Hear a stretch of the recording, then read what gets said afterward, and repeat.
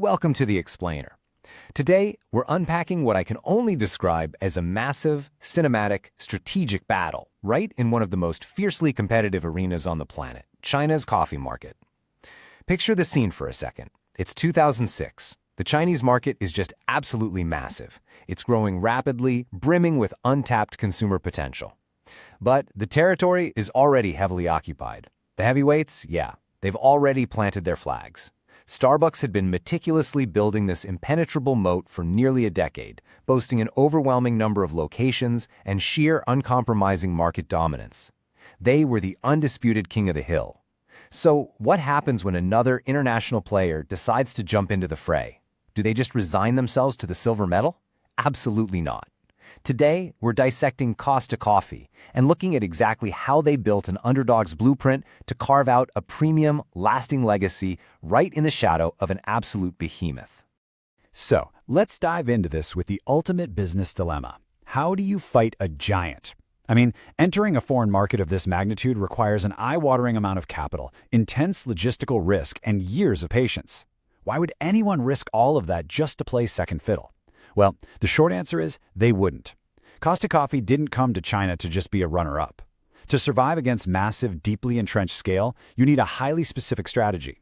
You can't just out-muscle the giant, right? You have to out-maneuver them. You literally have to redefine the battlefield itself. So let's look at part one, entering the coffee arena. Costa's initial move is an absolute masterclass in international retail positioning, which is basically just a fancy way of saying carving out a unique identity in a foreign market to survive against the giants. When you enter a room that a giant is already dominating, you cannot just copy their playbook.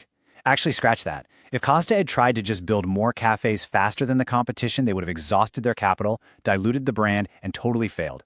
Instead, they made a really calculated decision. They actively avoided being the fast, ubiquitous option. They needed a distinct positioning strategy to survive this complex puzzle, so they chose to be the sophisticated alternative.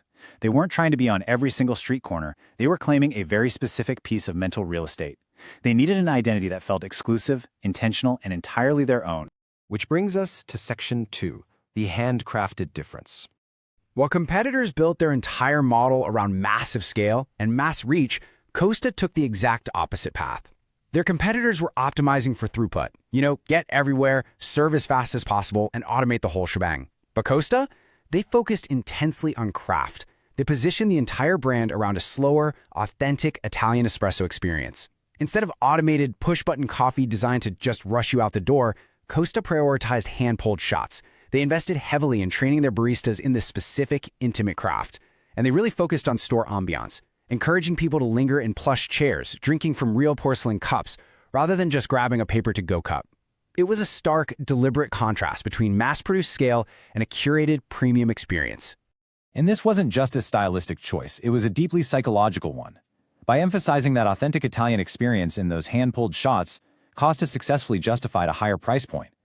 This strategy was laser-focused on a very specific, rapidly growing demographic, China's rising middle class. This was a generation with new disposable income, actively looking for sophisticated brands that signaled a certain lifestyle and success. They weren't just buying caffeine, they were buying status. Plus, they were seeking this luxurious third space, a comfortable, premium environment away from cramped apartments and high-stress offices. Costa literally engineered their entire brand to become that exact aspirational sanctuary. Moving right along to Section 3, the power of joint ventures. Now, a great brand identity and nice porcelain cups aren't enough on their own, right? You actually have to build the physical business across a vast, notoriously complicated country. Costa knew a solo entry would have been a total logistical nightmare. So, to survive, they formed these incredibly powerful strategic alliances, specifically partnering with the Beijing Hualien Group, or BHG, in the north and the Yuda Group in the south. These partnerships were absolutely the linchpin of their operational survival.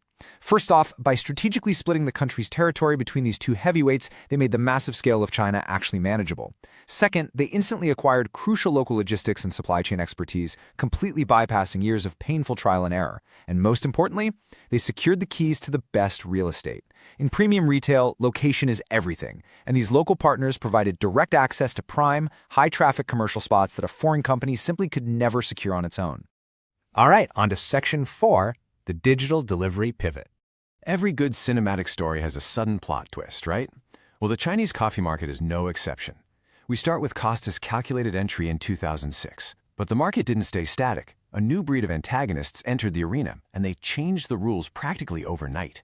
We hit the delivery era with the explosive rise of Luckin Coffee. And Luckin wasn't playing the third space game at all. They were entirely digitally native. They offered app-only ordering, insane promotional discounts, aggressive ghost kitchens, and 15-minute delivery straight to your office desk. They totally shattered the traditional cafe illusion and disrupted the market.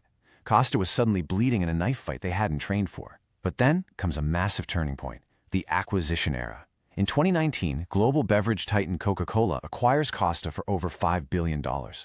This injected massive capital and unparalleled logistics muscle right into the brand. This direct injection of resources leads us to the present day, where Costa's leveraged Coke's infrastructure to evolve and survive, shifting away from just being a traditional cafe and morphing into a highly aggressive, multi-channel retail operation. So what does that multi-channel pivot actually look like in the trenches? Well, it's essentially a Trojan horse strategy to escape the constraints and rent costs of their own four walls. Step one was making that philosophical leap, moving beyond the traditional cafe wall entirely. They realized they had to physically go to where the consumer was.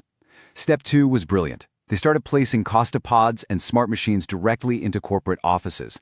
They basically embedded their premium product right into the daily routines of their target middle-class demographic, without paying a dime for premium retail real estate.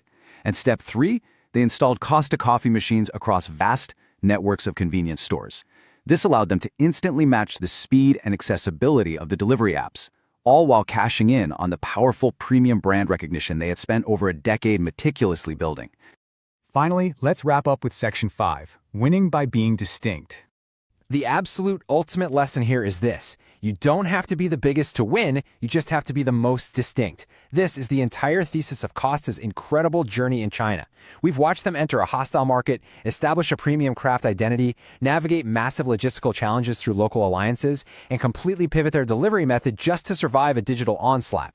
Starbucks will likely always have the most physical locations. Luckin might always have the most aggressive delivery network, but Costa proved that a carefully crafted, distinct positioning is an incredibly powerful shield. By focusing relentlessly on an authentic experience and appealing to a sophisticated demographic, they carved out a highly profitable space that sheer scale couldn't easily crush.